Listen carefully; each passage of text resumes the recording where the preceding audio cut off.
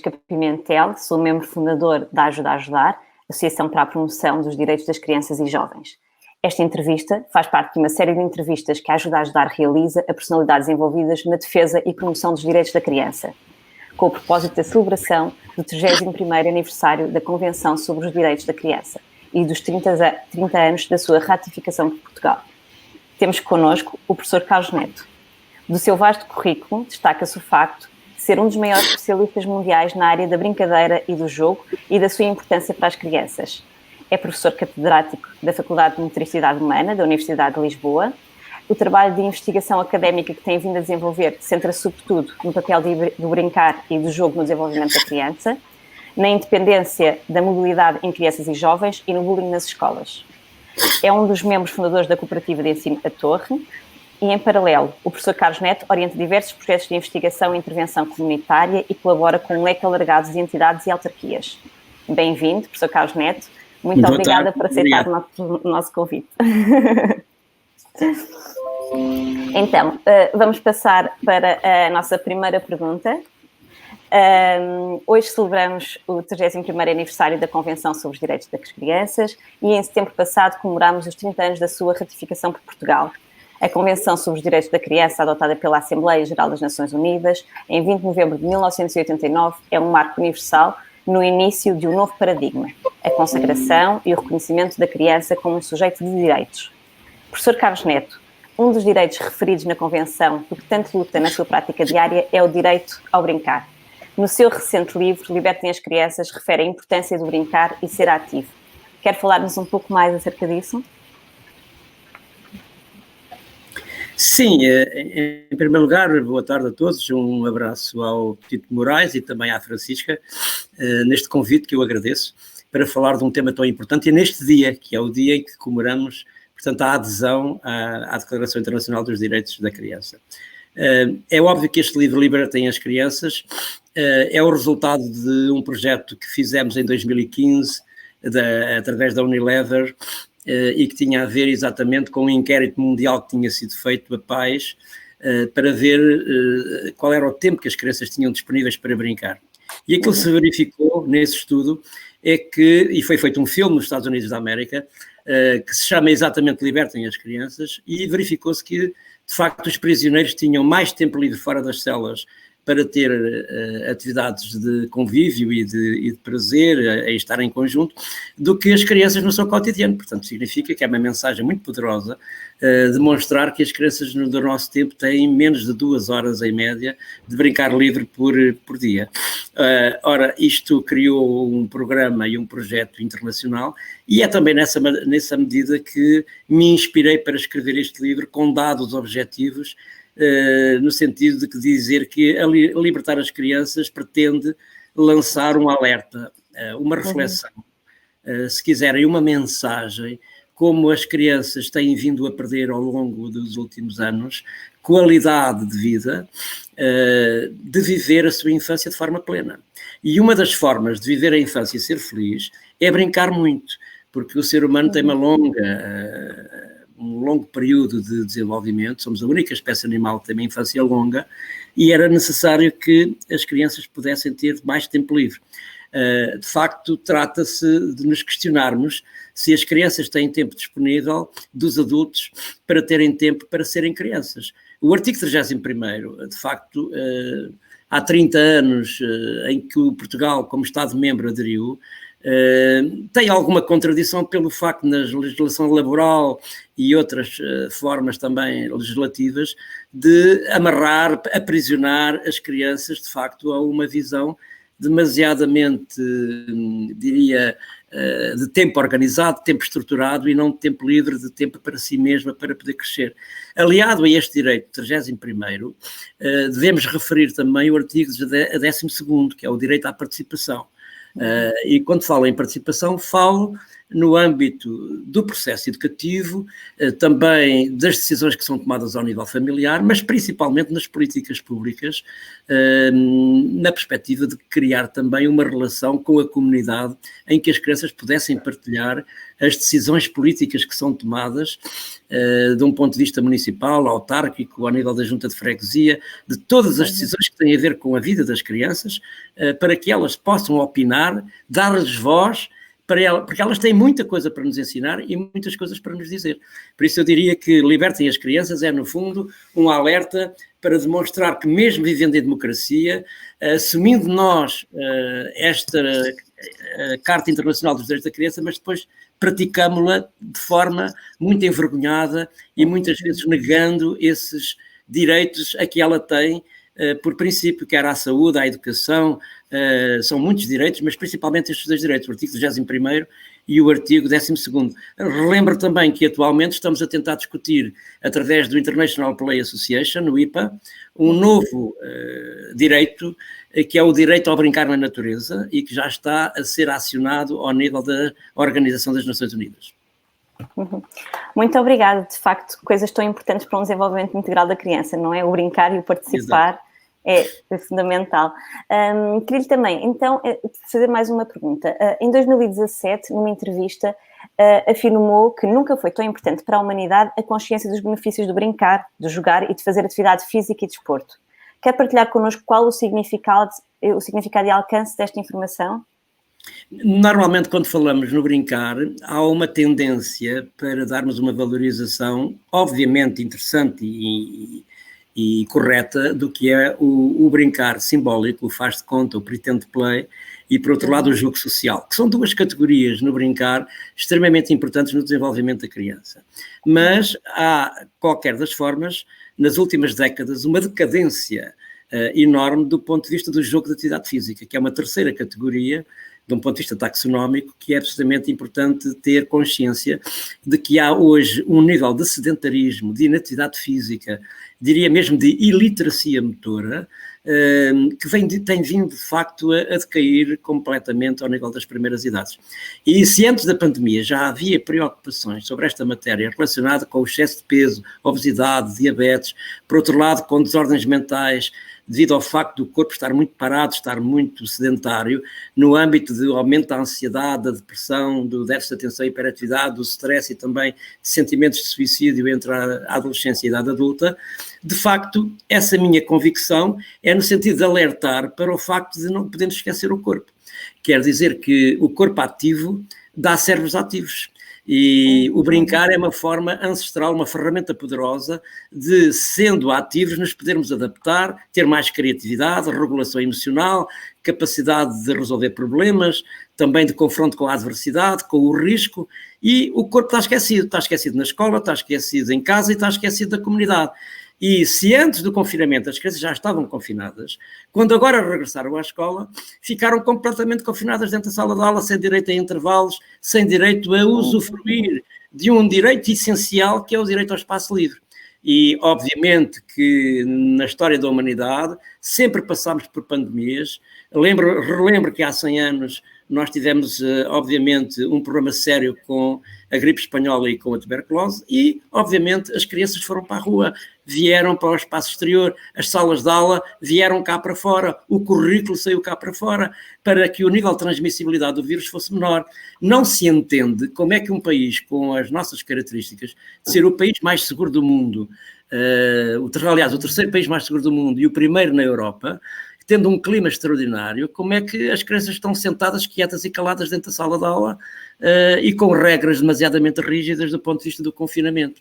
Portanto, é esse alerta que quer dizer que estamos provavelmente a ter aqui uma situação de pandemia de um corpo quieto, parado e inativo e com consequências graves para a saúde pública a médio e a longo prazo, e só estamos preocupados com a saúde mental e com a recuperação das aprendizagens escolares. É um direito da criança ter possibilidades de vir para o exterior e ter capacidade de se adaptar, de explorar, de descobrir as propriedades do que é o contato com o mundo natural. Aliás, devo dizer que já muitos especialistas e investigadores têm falado no transtorno do déficit de conexão com a natureza, porque em ambientes muito construídos, urbanos, o que acontece é que as crianças, de facto, vivem no espaço construído e deixaram de ter contato com os benefícios enormes que tem o contato com o meio natural, como é a vitamina D, células T, contemplação,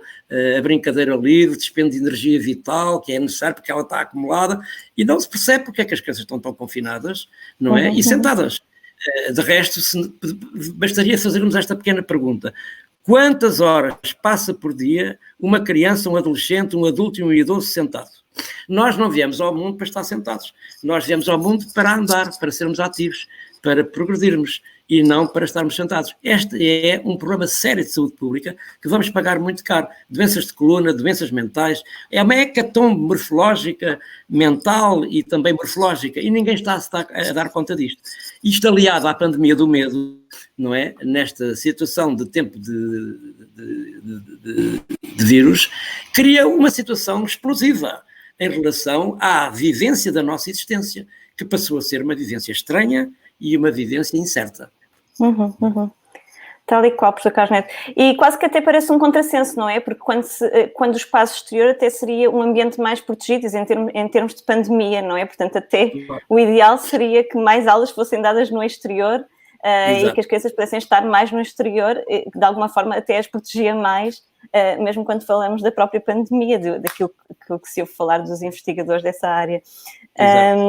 E ainda relacionado com esta questão do sedentarismo, que realmente é algo que é preocupante,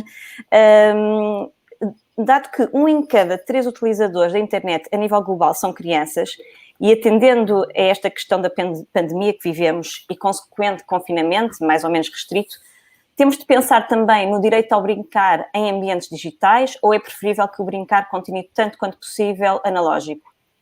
Eu penso que é inevitável. A inteligência artificial vai mudar o mundo. Os dispositivos digitais vieram para ficar.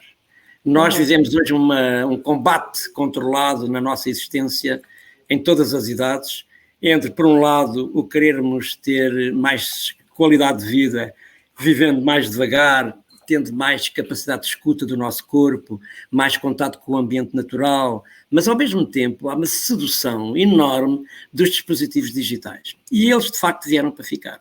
Portanto, eu diria que é um direito à criança poder ter brincadeiras analógicas, obviamente significa brincadeiras naturais, espontâneas, com aquilo que a casa, a rua, o espaço exterior das escolas oferece, e também, obviamente, tem o direito ao ecrã lúdico. E é inevitável, o brincar eletrónico também é um direito. Mas atenção que há dinâmicas que podem ser perigosas, que podem ser...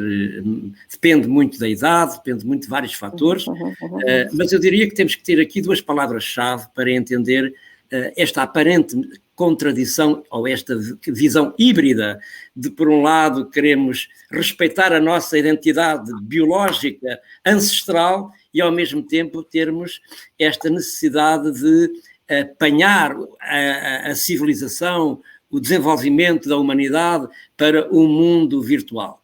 E, portanto, eu diria que há 2 palavras que são, primeiro, bom senso, e, em segundo lugar, um grande equilíbrio. O corpo tem necessidade de se mexer, mas também tem necessidade de ir buscar informação a dispositivos digitais que são muito robustos na sua estrutura, porque é lá que está o conhecimento sintetizado. Agora, não podemos ficar numa dimensão obsessiva, patológica, de passar excessivas horas face ao ecrã, principalmente nas primeiras idades.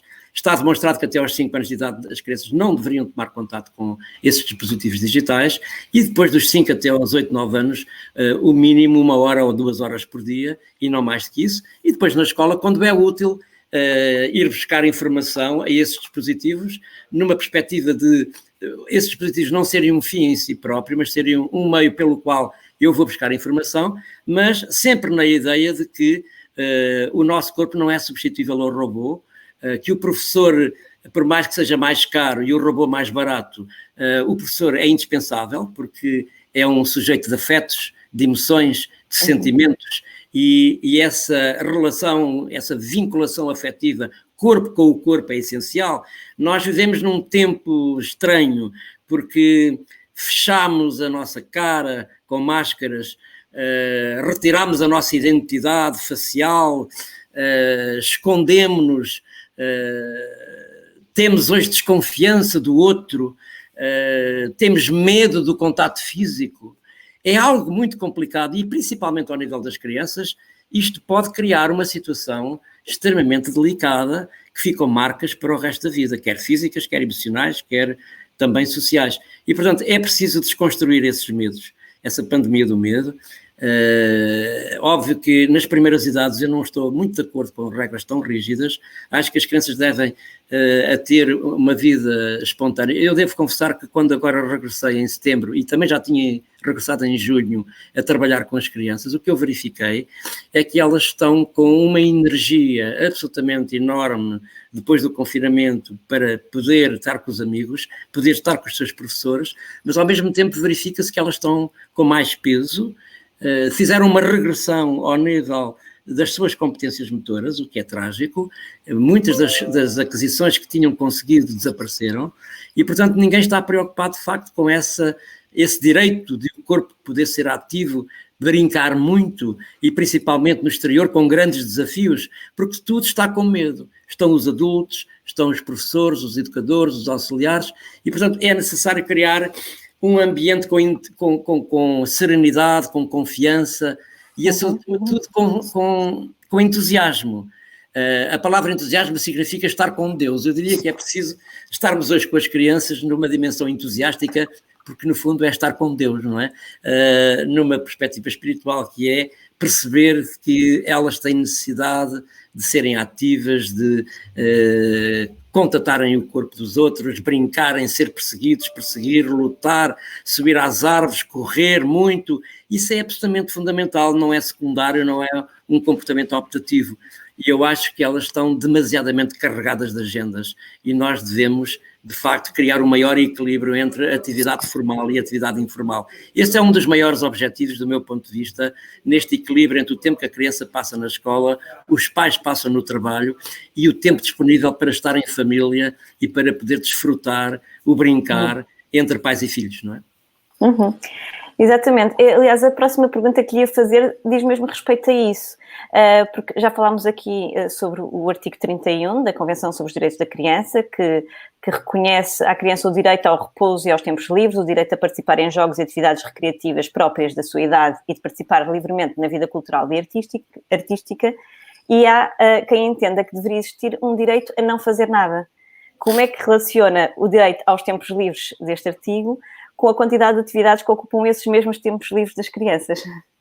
Exato, a gente já de algum modo abordou esse aspecto. As crianças têm demasiadas atividades, têm currículos intensos e extensos, têm escolas atrás de escolas. Vivemos um país em que a escola, até ao primeiro ciclo de escolaridade, é uma escola a tempo inteiro. As crianças estão muitas horas na escola. Na creche passam em média 10 horas por dia. No primeiro ciclo passam cerca de 6 a 7 horas. Os pais estão a trabalhar e, de facto, não há forma de nós desconstruirmos esta legislação, como acontece a norte da Europa, em que, de facto, os pais têm mais tempo disponível para que os filhos possam brincar. Portanto, temos que fazer aqui uma grande reflexão sobre este direito à criança de brincar de forma livre, porque, repara, o conceito de tempo livre está ligado a tempos organizados. O tempo livre é, normalmente, depois do tempo escolar, um tempo que é organizado desde as atividades de enriquecimento curricular até as atividades de apoio ao estudo, desde atividades que os pais organizam para os filhos em atividades religiosas, atividades artísticas ou atividades desportivas. E, portanto, significa que o tempo está todo estruturado, todo organizado. A criança não tem condições para poder sentir que é criança e o seu direito a não fazer nada. Repare, o não fazer nada significa que é passar por uma fase de tédio, de frustração, que é essencial para o desenvolvimento. Às vezes nós perguntamos às crianças quando estão no meio natural e elas perguntam-nos, mas a gente vai brincar a quê? Ou será que brincar tem que ser posto na agenda? Brincar não pode ser posto na agenda. Significa que não há, é perfeitamente anacrónico dizer que a criança só pode brincar das 5 às 6. Isto não tem nenhum sentido, nem conceptual, nem científico, nem epistemológico, nem respeitamos os direitos das crianças. Porque o brincar vive-se, experimenta-se, é espontâneo, é automotivado, é autodeterminado, portanto, não há agendas para brincar, nem há tempos livres onde os adultos, de facto, façam ditaduras de uso do tempo que pertencem às crianças. As crianças têm o direito, não só de brincar, mas também de participar nas atividades que elas entendem, mesmo o tempo a não fazer nada, que é um tempo de tédio, de transição, para coisas que elas vão descobrir, vão experimentar, vão pesquisar. E por isso brincar aprende-se, é uma forma de aprendizagem. E por isso eu digo muitas vezes que brincar é uma forma de ausência, é uma espécie de fuga da realidade para uma dimensão imaginária e de fantasia. É um altar.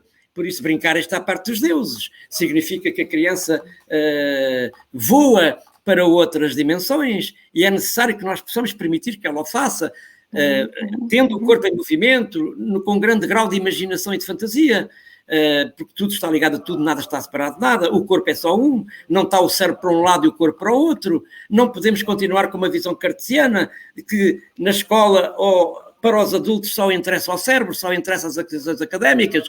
Não! Nós temos um corpo que tem referências biológicas que não podem desaparecer. São milhões de anos de história que estão inscritos no código genético e não pode ser esquecida essa perspectiva de que o corpo é um ser total, com sentimentos, com afetos, com emoções, e tem que haver condições para a criança poder ser criança enquanto cresce, enquanto se desenvolve, e respeitar essa autonomia, essa mobilidade e essa capacidade de se confrontar com o risco. Hoje o que vivemos é um tempo completamente estruturado em relação à visão do adulto, por outro lado uma proibição de fazer atividades que seriam interessantes para as crianças vivenciarem, vivemos de um policiamento que é tenebroso, é inacreditável como acontece, as crianças estão perseguidas, estão aprisionadas, estão amarradas, não é? E não têm liberdade.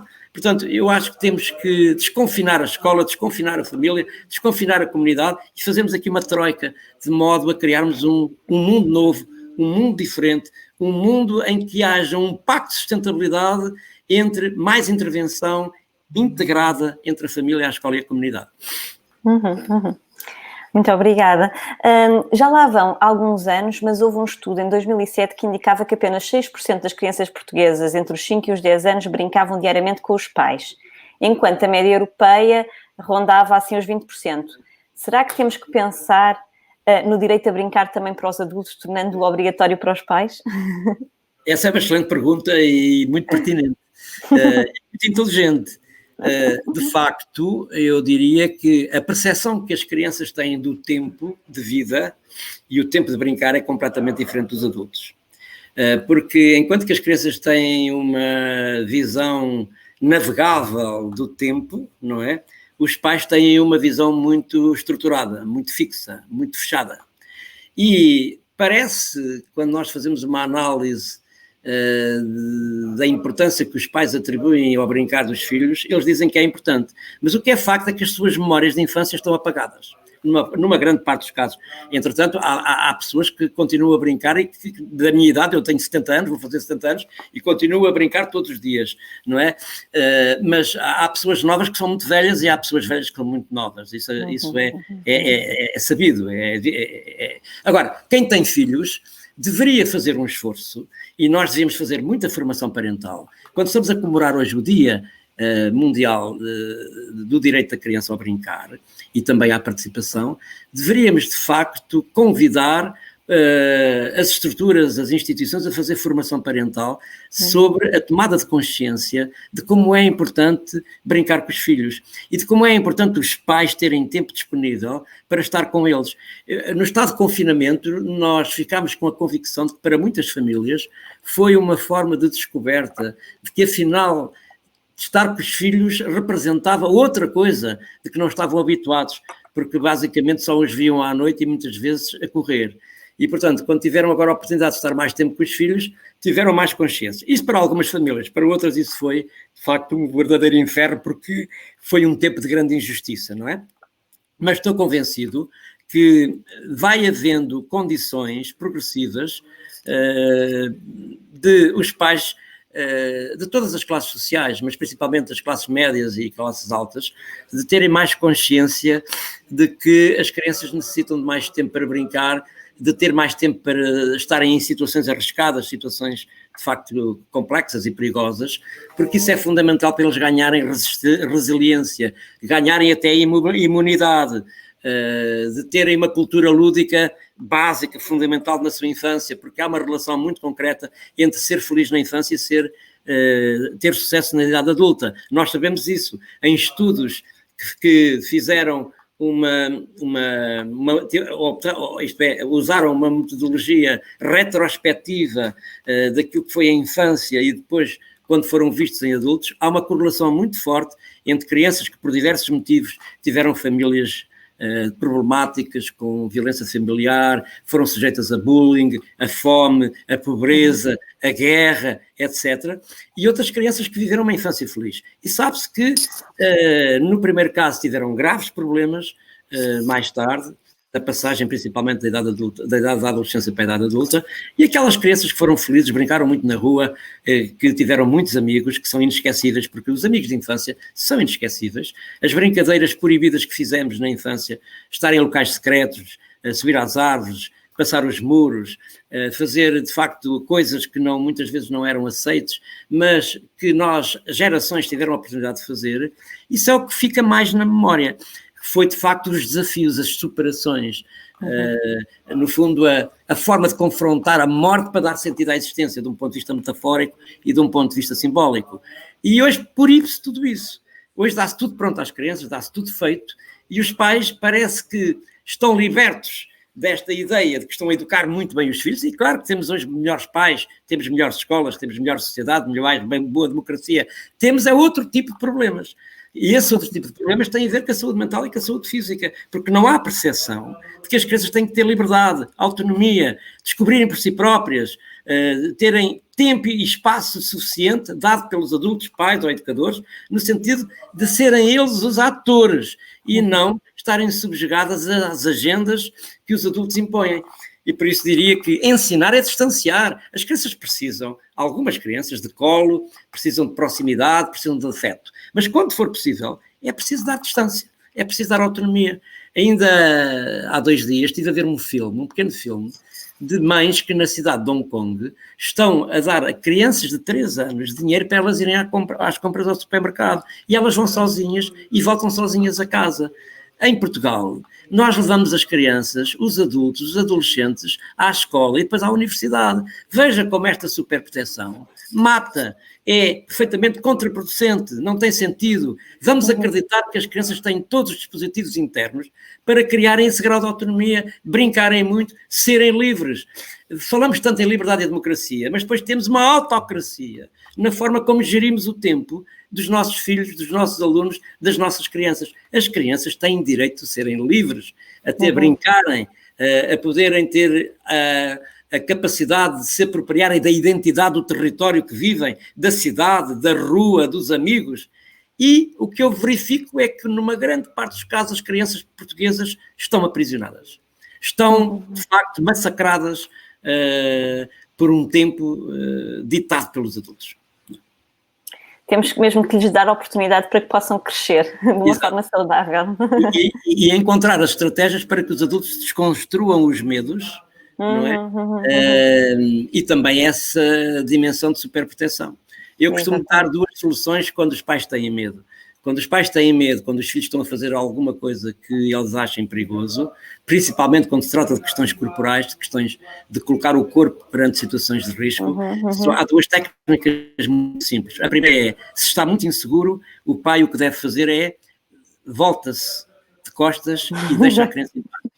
Primeira técnica. A segunda técnica é, se tiver mais confiança, então ele tem uma atitude postural de confiança, de riso, para o seu filho e conta até 18 e a criança resolve o problema, não é? Exatamente. Quando acaba ou quando começa de facto a autonomia plena, não é? Exato. E assim também pode ser que os pais comecem também a ter mais confiança nos próprios filhos, não é? Quando percebem que eles conseguem superar os desafios. Pois, o drama é que, porque é que os pais não têm confiança? Se eles, quando eram crianças, não é? Tiveram a vivência de tudo isso. O que é que está a acontecer às gerações mais novas? Algumas já não viveram, de facto, essa liberdade de rua, essa cultura lúdica de rua, essa cultura motora de rua, Mas há pais que ainda têm filhos que tiveram infâncias fantásticas nesse âmbito, não é? Eu andei por África, andei pelo Brasil a trabalhar com meninos de rua e verifiquei que mesmo em situações de limite extremo de violência e de morte, as crianças continuam a brincar e continuam a ser resilientes. E, portanto, é lamentável que num país como o nosso as crianças estejam completamente aprisionadas e este direito não seja respeitado. O direito a brincar, o direito à autonomia, o direito à participação, o direito a ter uma mobilidade livre.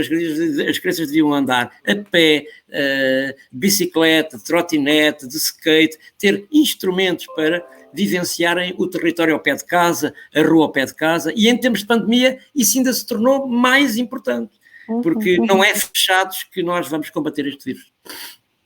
Sem dúvida. Muito obrigada, professor Carlos Neto, foi mesmo muito interessante estes 30 minutos de conversa e agradecemos mesmo muito a sua colaboração. Convido-vos a todos a verem as restantes entrevistas da série Direitos das Crianças em 30 minutos e desafio-os a todos a colaborar com a Ajuda a Ajudar na divulgação da Convenção sobre os Direitos das Crianças e a ajudar-nos na defesa e promoção dos direitos das crianças e jovens. Até breve. Muito boa tarde e muitos parabéns pela vossa iniciativa. Obrigada.